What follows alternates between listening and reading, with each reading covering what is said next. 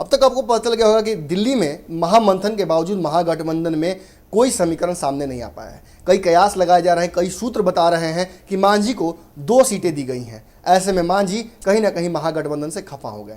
रालोसपा की बात अभी तक सामने नहीं आई है कि उपेंद्र कुशवाहा को जो 3 सीटें दी गई हैं उससे वो खुश हैं कि नहीं। हालांकि उनकी पार्टी में इंटरनल टूट हो रही है, इसको लेकर वो खुद परेशान है।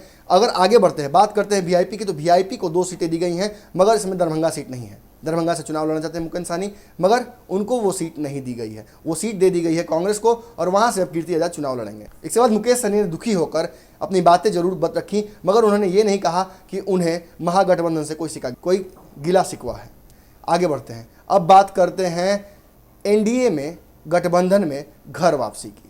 बहुत सारे चैनल्स ऐसी खबरें चला रहे हैं, ऐसी खबरें हमारे चैनल पर भी चल रही हैं कि हो सकता है कि मांझी और कुशवाहा के साथ साथ सन ऑफ मला भी घर वापसी कर लें।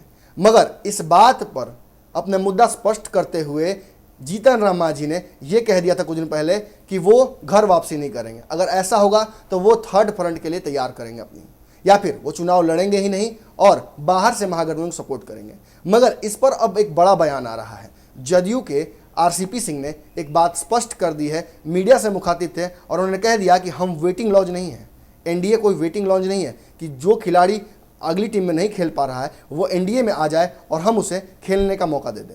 मतलब एक बात स्पष्ट है, चाहे रालोसपा हो या फिर मांझी या फिर सन ऑफ मला, इन सभी के लिए एनडीए ने अपना दरवाज़ा हमेशा के लिए बंद कर दिया है। कम से कम जदयू ने बंद कर दिया है, ये बात स्पष्ट हो गई है। और जदयू ने कह दिया है तो आपको मान लेना चाहिए कि अब एनडीए में लोगों को वापसी नहीं हो पाएगी, क्योंकि बिहार में जदयू डोमिनेट कर रही है एनडीए गठबंधन को, चाहे रैली हो या फिर चुनावी प्रचार।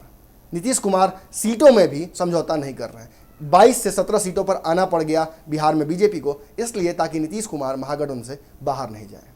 बने रहिए खबरों के माध्यम से, न्यूज़ बिहार आपको सारी खबरें सबसे पहले दिखाएगा। धन्यवाद।